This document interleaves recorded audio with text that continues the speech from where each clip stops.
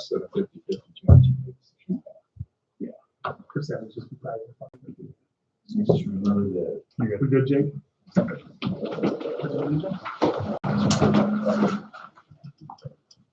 Allegiance to the flag of the United States of America, and to the republic which stands, one nation, under God, indivisible, with liberty and justice for all.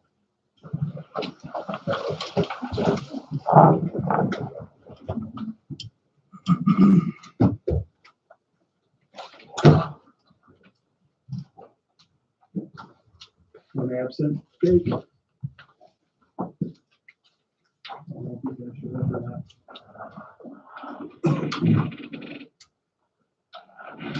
Approved minutes from May 12th, regular city council meeting. I move to approve the minutes. I'll second that. All in favor, aye? Aye. Motion passes.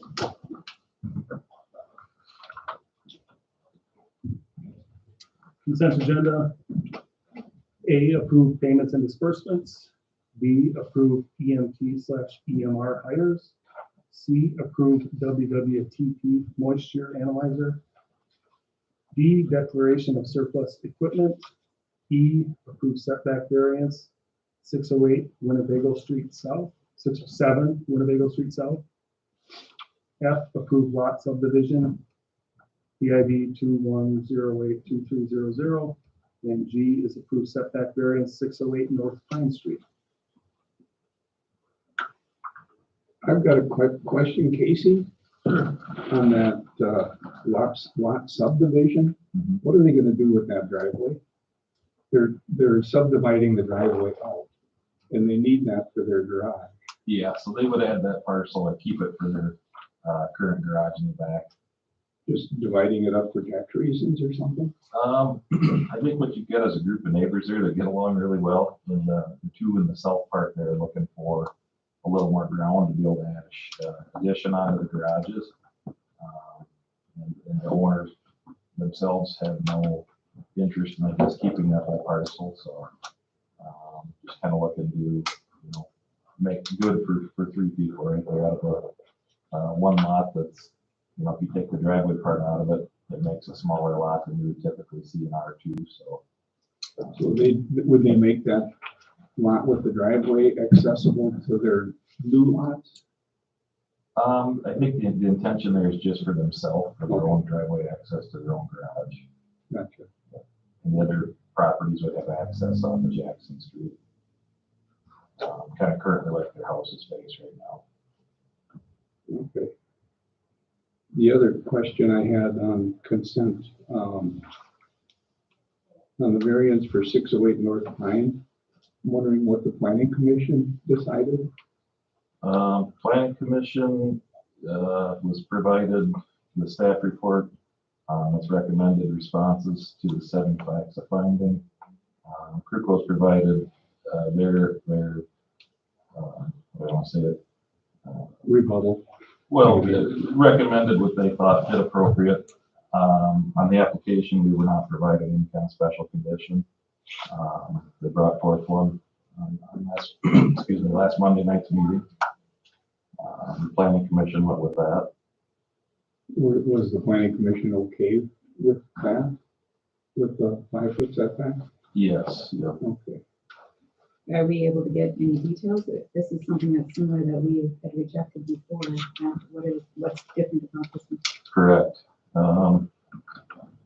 I guess, like I said, the special condition they brought was, and correct me if I'm wrong in my words here, Michael, but hard pan on the surface or in the lot. So if I may, so when we submitted the application, there was nowhere on the application to put that we had special circumstances. We were just told that there was no way we were going to get it. We went through with the hearing process, and at the planning commission, we brought forward that we have serious drainage issues at the property. We're kind of at the bottom of 2 hills. All the water runs down through our property in the backyard, so it's really swampy whenever there's a rainfall. There's 7 catch basins right near the property, so clearly the city also thinks that there's a drainage problem. I also presented that this property, before we owned it, was a parking lot with a hard surface, so it's really hard for the water to drain through normally. So that's why the shed needs to be as far back from the house as possible within reason, so that's why we asked for a 5-foot setback, and the planning commission unanimously voted in favor of it. Okay. If I remember right, that one we denied back in March of '24, wasn't that because of a utility easement? That request was initially for setback to the rear, which did include a 10-foot utility easement. But then also setback to the west. I believe we denied that one based on elsewhere. So it was on the west lot line, then. Both of those reasons is Yeah, if I look back, I don't believe they actually ended up applying for the south property line to the Yeah, I think utility. it was just the one line, right? That got, there, that at least was brought to the council. Go ahead. We asked for both. The building permit, or the building permit, the variance was only issued with the one request, not both of them. That's what I remember too. How would having a shed closer to the house affect drainage exactly? I mean, I can submit so I noticed that Mr. Klug drove by our house to take photos the other day when it rained. So I went in the backyard and I took photos that show the water cooling in the backyard. So you're gonna have more water runoff from that shed. And already whenever you have strong rainfalls, that whole backyard is swamped, walk on it. Because the water just pools, it can't drain because of all the water runoff coming off of it. So if you have that shed close to the house, you're gonna talk about even more water drainage issues.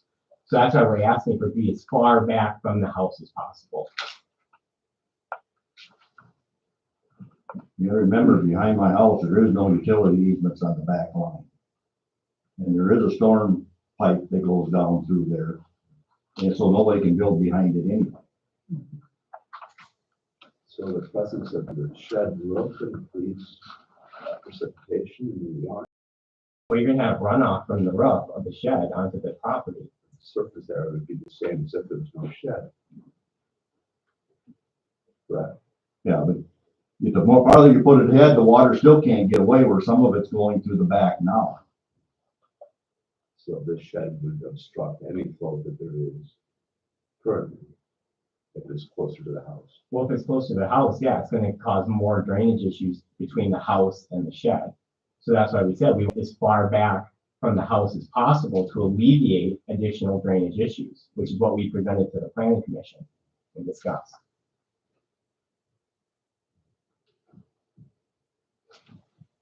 I went to the planning commission meeting and I thought they made a really good case and they went through their 7 facts of finding and they all were unanimous with it. I support what they did in approving. in approving it, yes.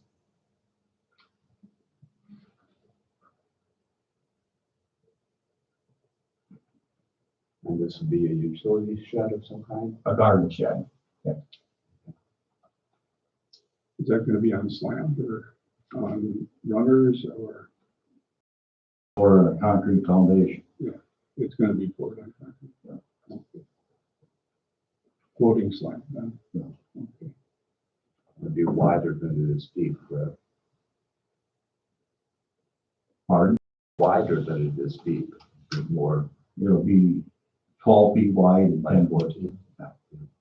It's 14 feet by 10 by 14, I guess.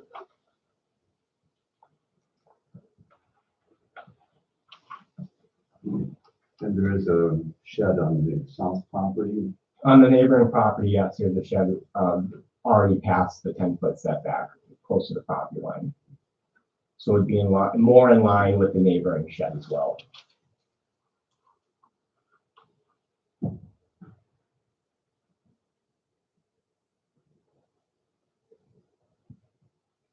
And what is behind? What's abutting? What kind of a lot is it? Is there a house on Directly behind that. it? Yeah. There's nothing. It's a field and there's a large drainage pipe that runs through it, so it's not even buildable. These are planted. I believe the person who owns it puts hay. He has tall grass and he hays it. You no trouble harvesting the hay so close to the property line? No.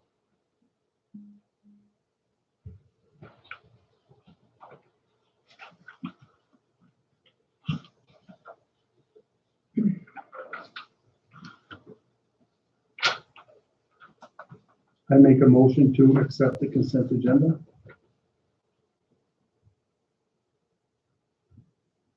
Something because the consent agenda is rejecting the setback.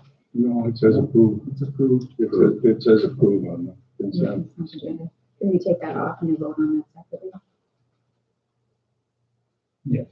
You can, well, yes, Off you the can. consent agenda? You'd have to withdraw your motion and then accept that, or pull item 5G down to the regular agenda. If that's what you want to do. Otherwise, the motion on the table is to accept the consent agenda as written. Motion.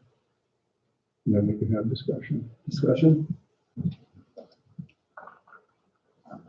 I guess I'm inclined to, like, I'm fine with all the other items. I'm inclined to approve 608 North Pine as well. I don't like that it's, not consistent with ways that we voted in the past. That's my comment, I guess. I went to the meeting last Monday and they changed my mind. Planning Commission, I thought, did a good job, but If, maybe they didn't, I don't know. if I may, Amanda, Under this. one thing about variances is you have to look at each parcel individually. You can't apply, if you guys can have a policy that says we're not gonna grant variances because everyone's not gonna get them, then give us our $250 back because we're entitled to a fair hearing and due process. And you have a secret policy that you don't grant these. So then there was no point to go through it. Yeah, Each variance has to be judged by each parcel property. I agree. My only concern with the previous one, and it's hard for me to know, I'm just trusting, everybody else's information that they've gathered, because I haven't gone out and taken photos myself or seen it, is if there are other options to also give you the shed that you need in a particularly slightly different area or a slightly different shape that would allow, that I'm a little gray on, but I am, I'm willing to trust the planning commission, that they did their homework and go with that. John, you have anything? So I walked by yesterday, the super around the backyard, there seems to be an embankment further from the house, and it should be on top of that embankment. It slopes like this. Between our house and the neighbor's house, No, between your house and the field. There's no embankment. it's flat, It is flat. yeah. So is there any runoff from the field into your property? Everything slopes down and goes through our backyard into the field area. Doesn't it go towards that manhole? There isn't a storm sewer down back there. There's a storm sewer back there, no catch basins to catch any water from the yard or nothing. But there's 7 catch basins in front of the house to try to catch all the storm water that runs down.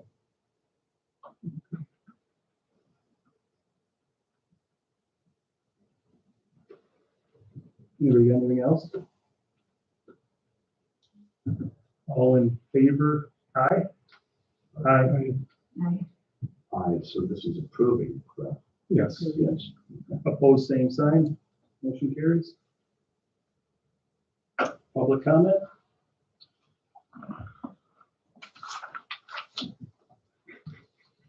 Public Works, Casey?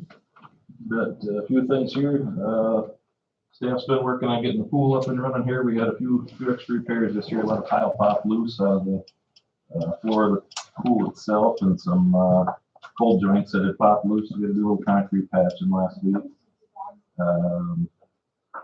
Other than that, just getting things cleaned up and things up to temp and balanced out and all the deck stuff set up, chairs and whatnot.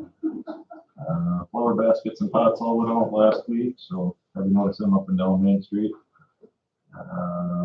Wastewater treatment plants, Casey? Yep. I'm just curious, who's doing the watering? in the small I pond? was gonna ask. That's the hardest thing to find. So the streetscape group did find a couple of folks they hired to do the watering. Good.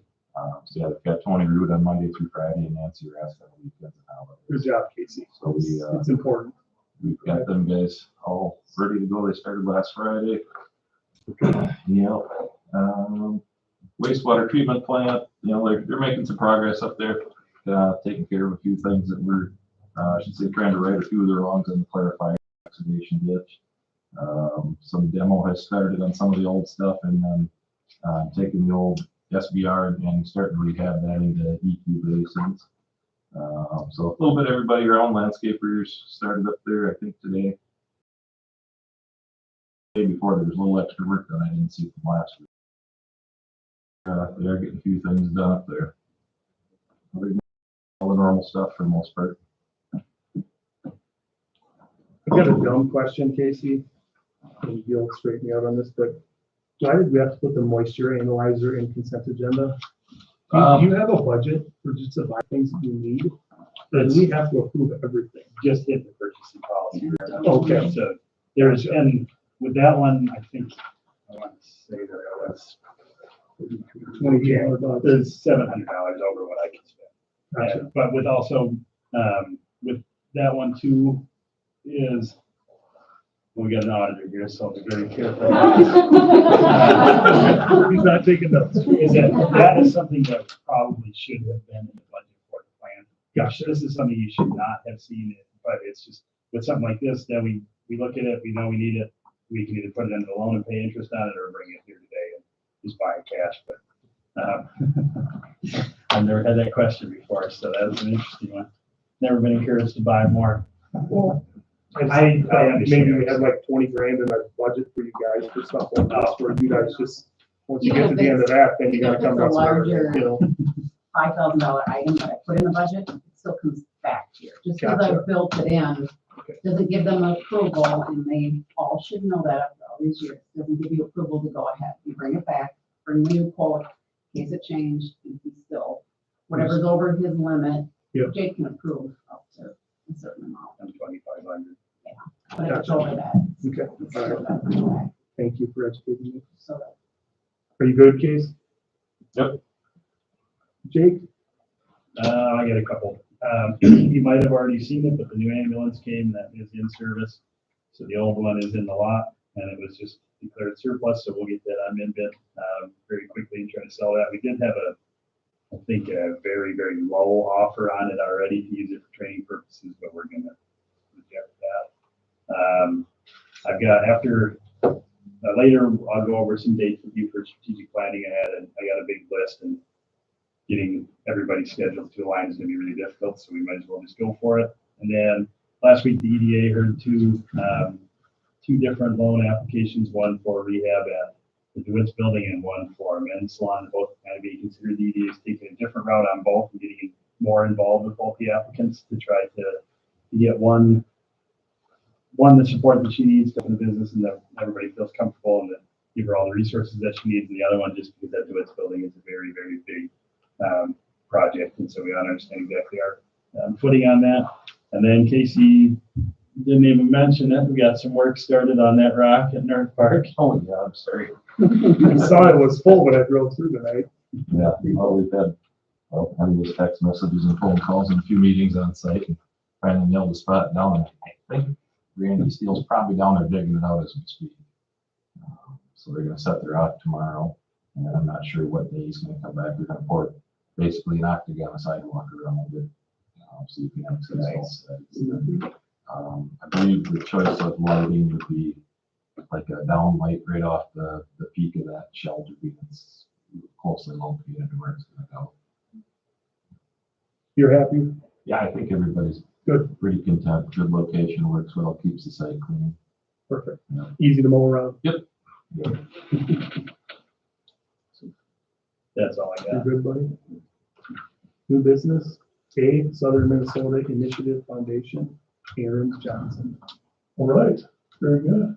Can I pass out folders to you all? Yes, you're on, brother. Thank you.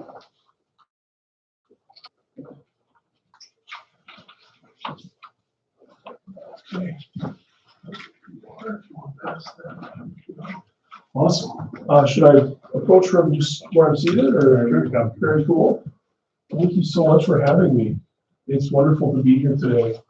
I will admit, when I was leaving the office from Owatonna, I've been here before and I know where Caledonia is, but I typed in my GPS Caledonia and it was trying to take me to Mississippi. So I'm very glad I made it. But, you know, I'm the philanthropy director at Southern Minnesota Initiative Foundation.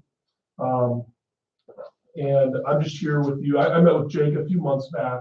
I'm just here to share with you an update on some of the work that we're doing in this community and in the area.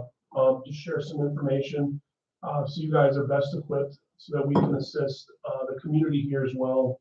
So I'll just dive right in here. So for those who are not aware of SMIF and what we do, I'll just go over that quick. So SMIF is a donor-supported foundation that invests for economic growth in the 20 counties of South Central and Southeastern Minnesota. This includes 175 communities and 1 Native nation. Our key interests include entrepreneurship, early childhood development, and community vitality. So far, SMIF has invested over $170 million in the region since 1986. So kind of breaking down our 3 areas of focus, entrepreneurship first. Our goal here is to make sure that entrepreneurs in our region have the resources needed to thrive. We do this first and foremost through lending. We are a gap lender and we work in partnership with organizations to meet the entrepreneurs' needs. We can help those who are just starting out all the way up to equity investments, so we can do a lot. We help, one of the benefits of partnering with SMIF on a loan package is that even if we're a small part of that, we can provide one-on-one technical assistance tailored to the entrepreneur's needs. We also have programming such as the Prosperity Initiative. This just serves to help individuals, veterans, people below the federal poverty threshold for income, overcome obstacles and boundaries in getting their business started. So we provide 12 months of one-to-one coaching tailored for that individual. Another program I think you guys have maybe heard of, but is our Rural Entrepreneurial Ventures Program, or REV. This is a program that sort of goes against the traditional model of entrepreneurial development. Instead of bringing people from the outside into a community, we look at who's already here along with your community and see who we can build up. So moving on to our early childhood spotlight. So our goal here is to make sure that each child is ready to learn by age 3. It is statistically shown that if they are not, it's hard to catch up. So we want everyone to have a chance to be successful members of our communities. We are in the middle of a nationwide child care shortage. I'm sure many of you know that. So that means, of course, that not all of our kids have a place to go with quality care. Also, this means parents need to leave the workforce. We're tackling this by supporting current providers. We provide free develop-approved trainings, both virtually and in person. Develop-approved, that simply means that the providers receive their needed continuing education credits by attending. So annually, we serve around 1,000 providers this way. We also have a consultant who will work with the community who wants to examine their shortage needs and develop a plan. So this is also free of charge and he can be accessed on our website. Finally, we provide grants in this area as well. So our early care and education grant, there's quite a few, but that one just supports children with social, emotional support, mental and physical support. Many times this translates also to additional trainings for providers and professionals. We also give out around 30,000 books a year for children to create their own library. Community vitality, last but not least. This is focused more on our smaller communities, populations under 10,000 people. So we have the Small Town Grant Program, which is focused on collaboration and belonging. Also Paint the Town, promoting community beautification, volunteerism, and engagement. We provide the paint and then the community rallies and creates beautiful art. Finally, our affiliate fund program, under which we have 147 funds. SMIF acts as the fiscal host, the 501c3 host, which just allows for communities to focus on the mission and the needs most important in their communities and not have to worry about all the tax liabilities and legal things as well. so Smith can manage that. So I do have here, as you will see in your folder, this sheet, it's our Houston County fact sheet. It just kind of gives you some information on the work we're doing in the county. So I'll just say that for every dollar that is donated to the foundation, $12 are invested back into Houston County communities in grants, loans, and programming. So far, 11 loans have been awarded to support entrepreneurs, 171 grants to support community projects, and $2.6 million has been invested by Smith in the Houston County, again, through those grants, loans, and programming. If you flip that page over, you'll see, for example, our early childhood spotlight, $6,000 was awarded through the Taylor Rural Child Care Grant to Little Blue Jays Daycare in Caledonia. Taylor grants are focused on capital projects that can make a big impact, especially in our smallest communities. Other recent activity, 200 books to Friends of the Houston Public Library, 35 local early childhood professionals participated in free trainings. And you'll see some of our entrepreneurship in the Crescent, a loan for Affogato Lane Coffee Company. Caledonia is a rural entrepreneurial venture community as well. And it sounds like things are going very well with that. It's very active. So that's awesome to hear that. And then 3 entrepreneurs attended our free business trainings from the county, from Houston County. Community Vitality Spotlight, Paint the Town grant was awarded to Spring Grove Public Schools. It looks like they created a design lab, there's a design lab course where students and community members are repurposing a room in the old cinema into a student union and e-gaming space. Also, $17,000 in matching grants was awarded to Houston Community Foundation. So in total, so far, a little over 1,000 children have been supported here in Houston County, and 39 entrepreneurs supported as well through the work that Smith is doing. Just to give you also a little update on, more specific update, I should say. On those early childhood training sessions, so in 2023 and 2024, region-wide, so for example, in the year 2023, 31 early childhood training sessions were offered free of charge. Region-wide, have nearly 1,000 attendees to these events. Houston County had 3. Again, in 2024, 32 trainings offered, 65 attendees from Houston County. So in total, that was about $4,500 worth of Smith support for the county. I should say for Houston County. Early child care technical assistance countywide. In 2024, we supported 1 early child care provider on the topic of setup for new child care center providers from Caledonia. And that amount was $500. City of Caledonia received a grant in the amount of $20,000 in 2024 from Smith. Caledonia Forward will utilize grant funds to support staff time for an e-navigator that would work in tandem with the Caledonia Chamber of Commerce to provide sustainable continuity for this entrepreneurship work. Just to kind of give you guys an idea here. Total support within the last 3 years here in this county is $162,129 from Smith. So I just want to thank you all for having me here today. And of course, in the past, I know Caledonia has supported the foundation. I think it was in the amount of $255. I don't actually have a date. It's the one in our system that just doesn't have a date as to when it was. And I still can't find out, Jake. As I said last time, I don't know where that date, but anyway, it was money that we received from Caledonia to support our endowment fund. And so we're hoping that if it is possible in the budget, you will consider us for our fiscal year 2026 and contributing once again. And we hope that the dollars you see that impact in the community return 12-fold. And so, are there any questions at all for me? Got one, Aaron. Yeah. Curious. Is the foundation non-profit or for-profit? Nonprofit. Yep. Is it 501c3? Yes, it is. So donations are deductible then? Yep, absolutely they are. Yep. With Yeah. Are you involved in any support for young people with disabilities?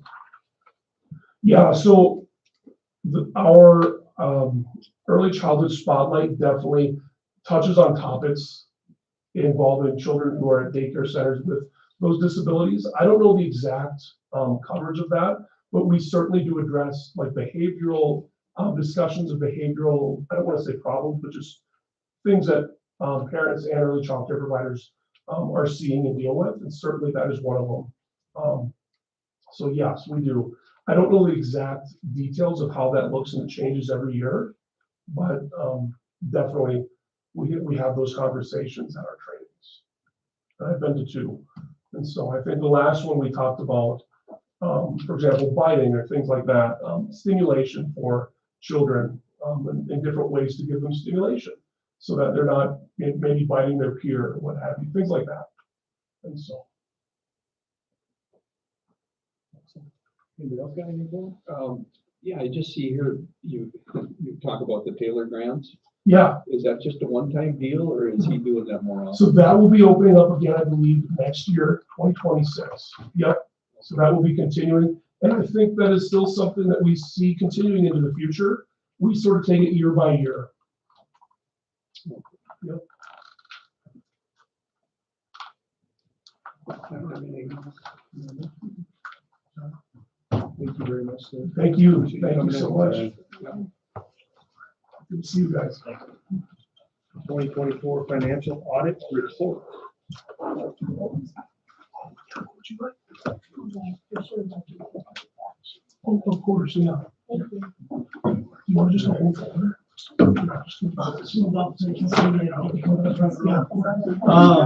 This one? Thanks for having me. Yes. Here for the City for contract with water audit for the city of Caledonia for the year ending.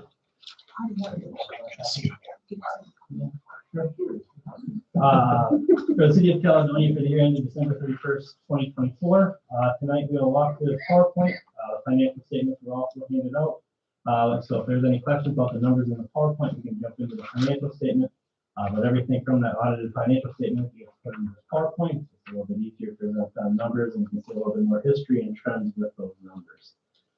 So with that said, we'll kind of jump to the second page there where the audit, our audit opinion is a clean, unmodified opinion, which means we believe everything is fairly stated in terms of GAAP. This is the highest level of assurance you can receive on a financial statement. Our opinion provides reasonable, not absolute assurance that the financials are free from material in the statement. They're not absolute, as we do not look at every single transaction that occurs throughout the year. We take a risk-based approach and make selections based off those perceived risks. And anything that we did request for supporting documentation was provided to us, so this is accounting records throughout the year were in good standing. We did sit down with the finance officer and the city administrator on May 15th, and they got to go through the whole actual line by line audited financial statement. So tonight you guys get the flip note version of that.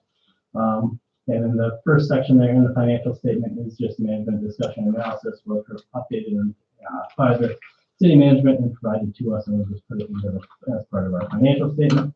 Also, as part of our audit, we have to provide a letter on NISO legal compliance. There's about 7 different areas of testing. We did not know any exceptions in our testing. Those are conflicts of interest, making sure that the collateral for public funds and contracting and bid laws, and TIFs. We did not note anything in our testing. And then the management and auditor's responsibility letter. We have the one finding thing that we've had in the past is just the package with segregation of accounting duties. I know you guys do have separate people in your accounting function, but it still falls down to it's a very common finding. It's probably in about 98% of our cities that we audit. So it's just, it kind of falls apart if somebody's on vacation, somebody still has access to it. So it's just the role that you guys play in approving those monthly bills. And then this year, there's actually no single audit. PFA decided to change their way, and usually they said any of those PFA funds, if they had a federal component, everybody was considered federal. They went back and actually broke down the federal dollars, so you guys are not a single audit this year as you had been in the past. So that is if you spend more than $750,000 of federal awards with the wastewater treatment plant. You had in the past, but with the change this year, is not happening. With that said, we'll get into some of the numbers then. So starting on page 4, the property taxes.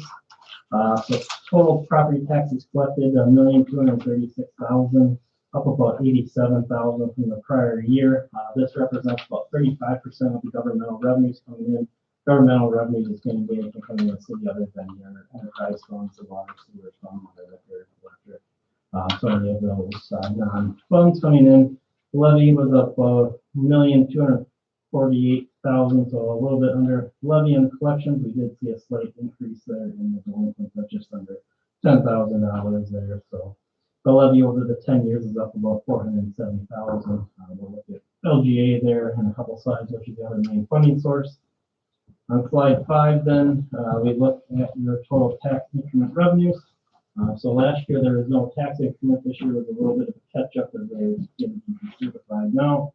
So there was a little excess TISA that was also paid in, but we received about $27,000 out of a portion of that was paid back.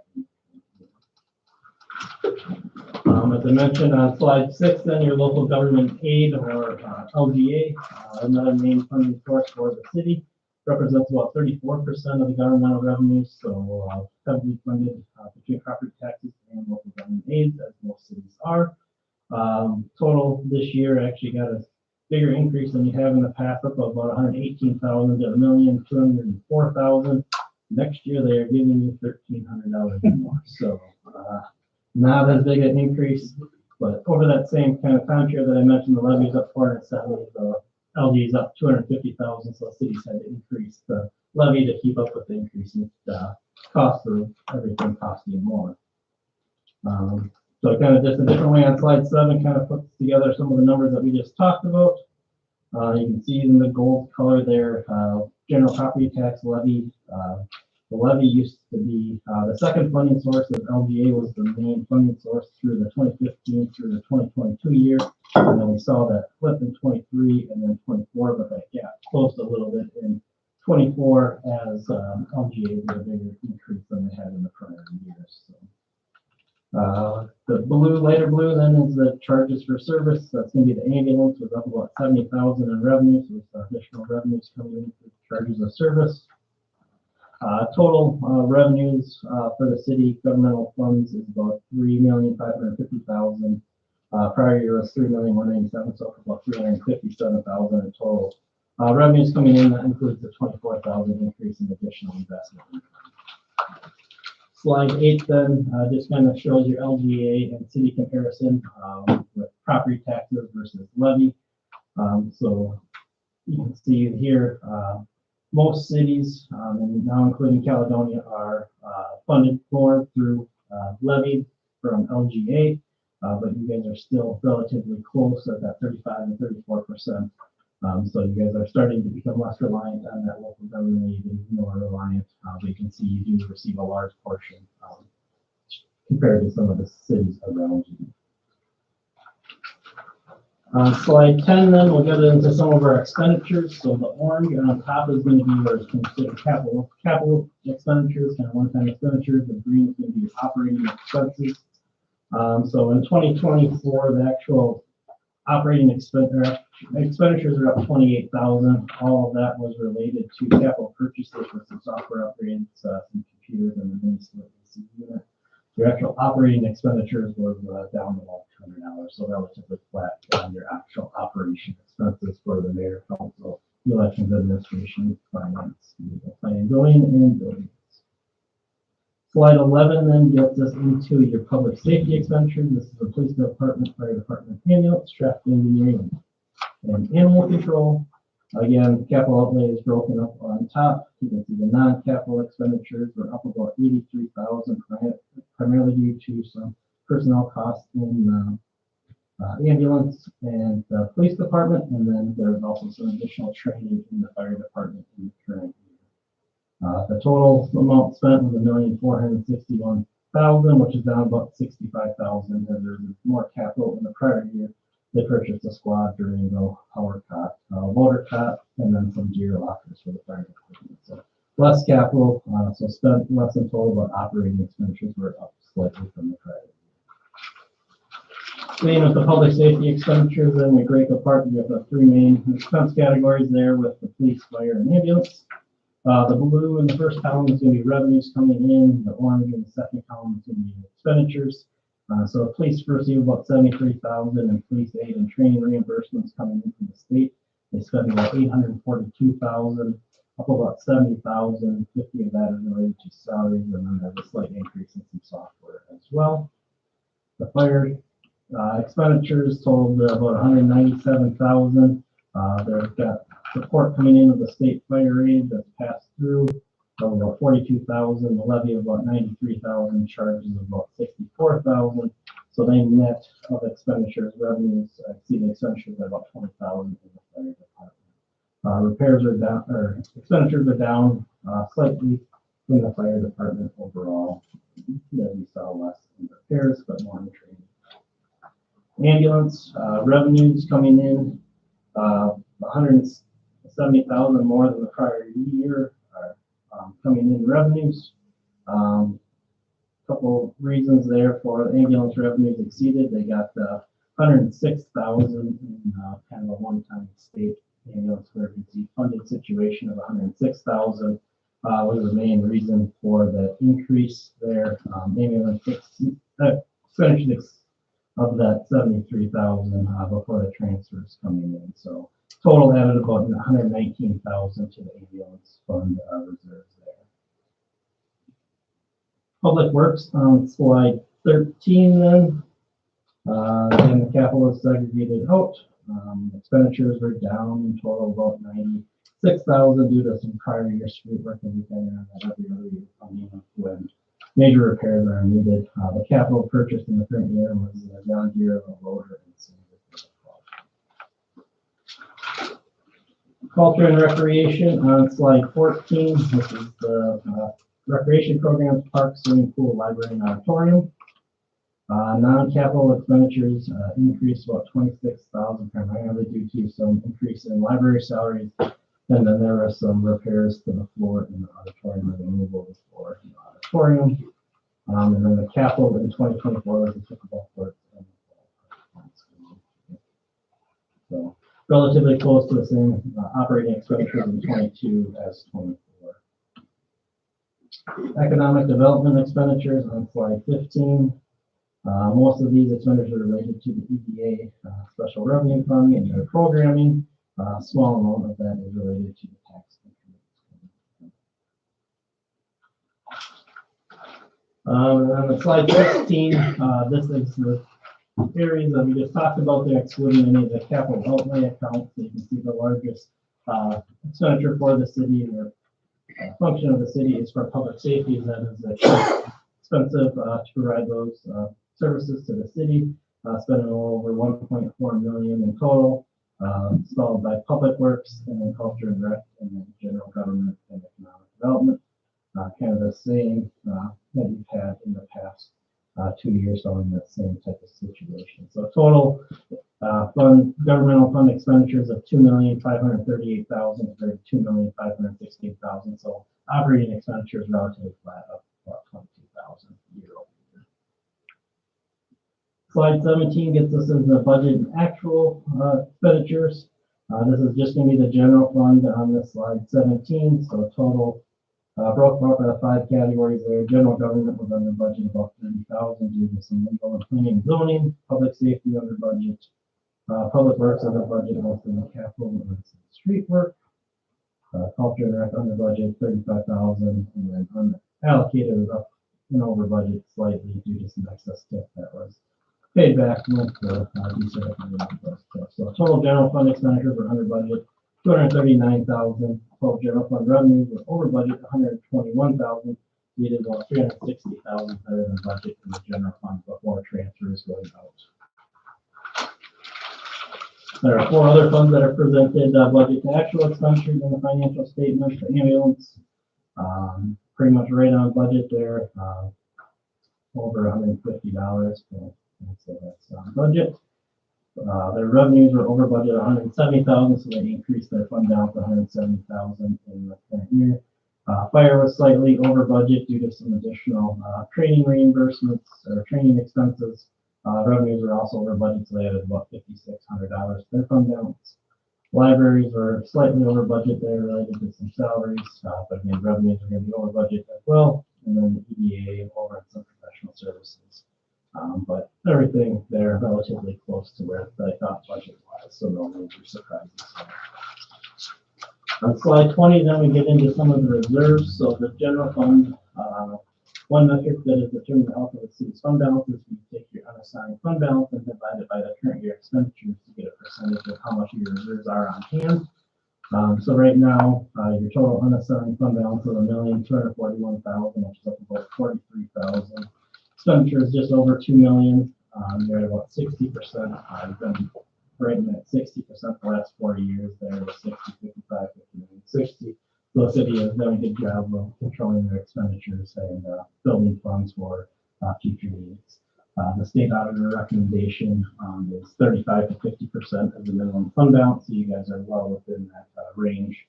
And so you do have a separate capital improvement fund too for additional reserves built in there. Ambulance fund on slide 21.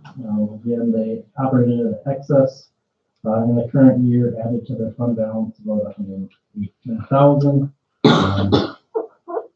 Sounds like you purchased an ambulance in 25 then, Take it so all that out. will bring down some of your fund balance there, but you're at $506,000 at the end of the year with that $106,000 coming in from the state. They're able to add the majority of that.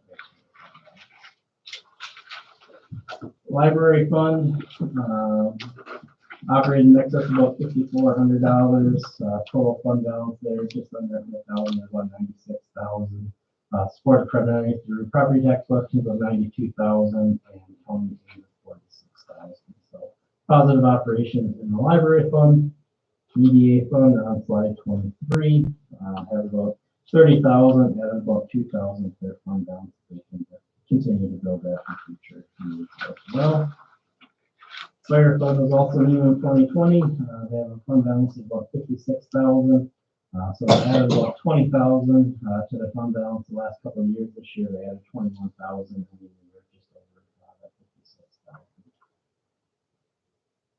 Capital improvement funds, project funds. So $1,272,000 set aside for future capital improvement projects, up about $572,000 from the prior year.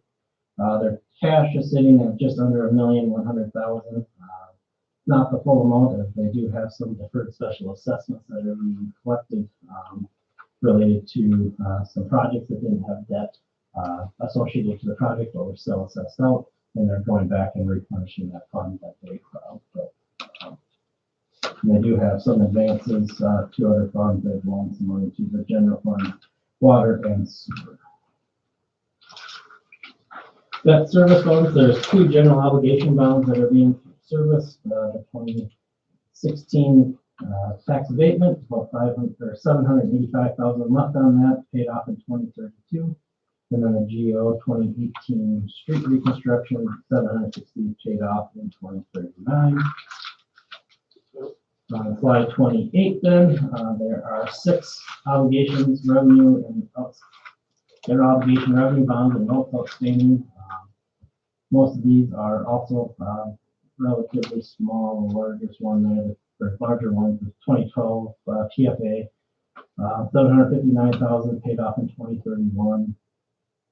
And then the two on the right there, the PFA for the water, just over $1,000,001, paid off in 2041, and then we continue to draw on the 2021 B for the sewer at about $5,962,000 at year end. You look at your 5-year debt service requirement on slide 29. City is spending just over around $900,000 in principal and interest for the next 4 years.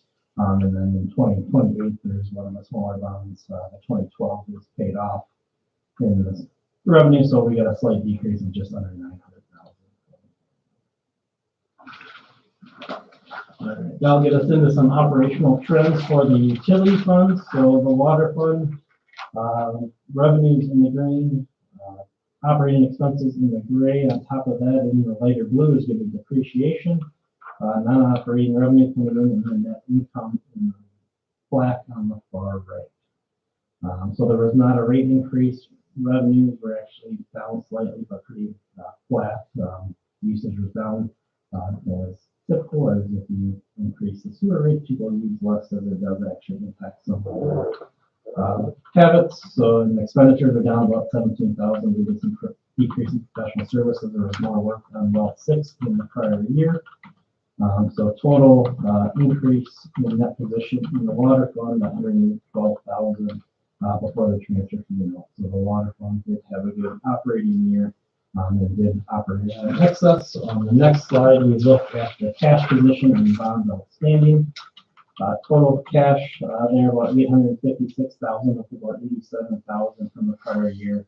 Bonds payable 1,664,000 that we're continuing to pay. Those down as well. So water fund operated at an excess and was able to add to the cash position.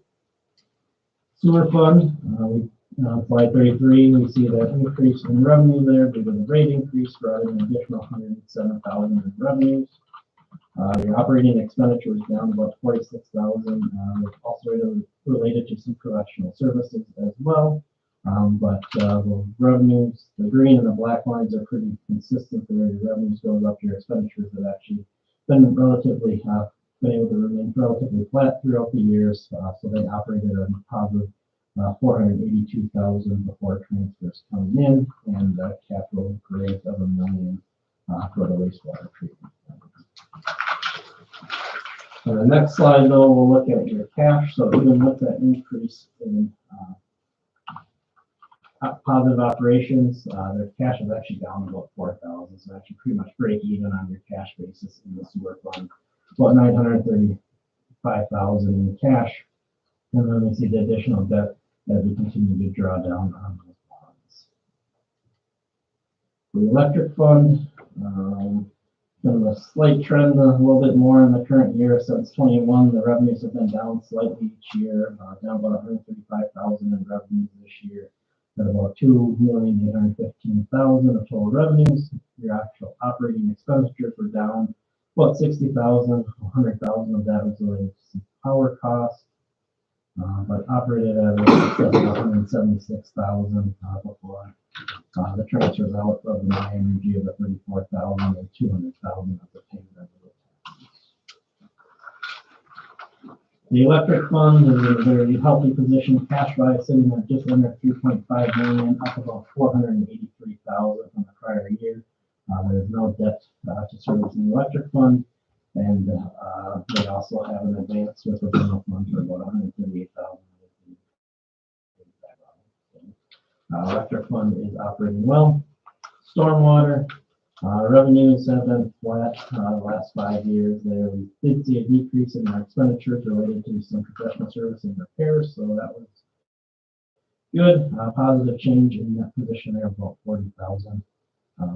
For cash on the next page, down about 20,000, just over 25,000. They spent about 75,000 of that on improvements for the pipes from the wastewater treatment plant to Basin Street. Liquor fund, revenues down slightly, about 24,000. Expenditures were down slightly as well, about the same, down about 25,000 as well.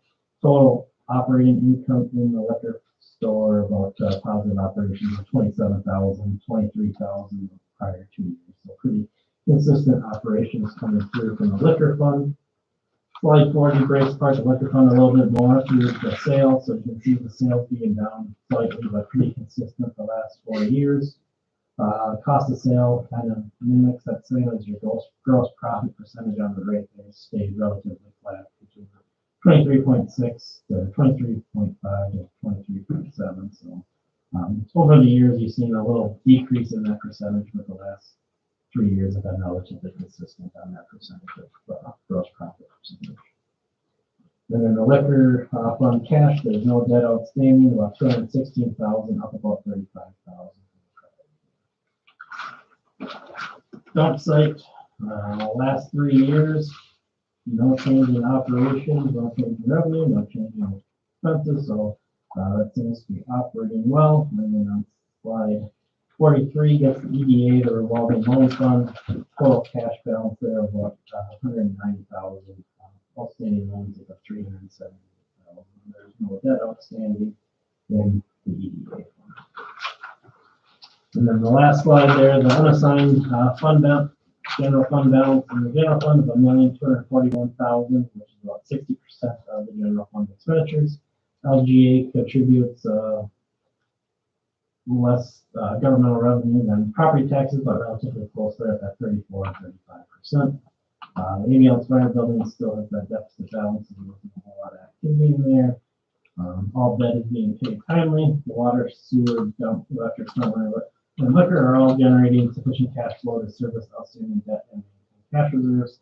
And then the liquor fund reported a net increase of about 27,000. And that's a healthy balance there. Went through a lot of numbers there pretty quickly. Any questions, anything you want to jump back into? Comments?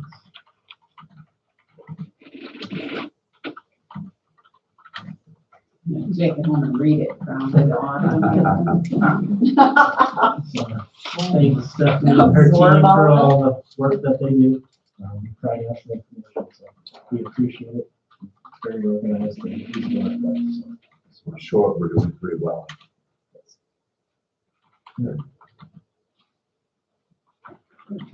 Thank you. Thank you very much. So we're not doing C, right, Jake? We're gonna strike that one, brother? D, overtime report, pay period April 28th through May 11th.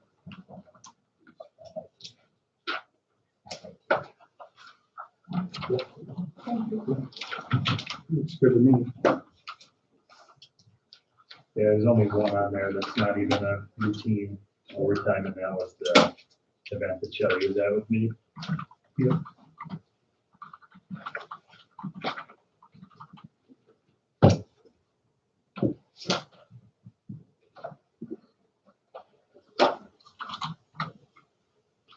The next regular council meeting is scheduled for Monday, June 9th at 6 p.m.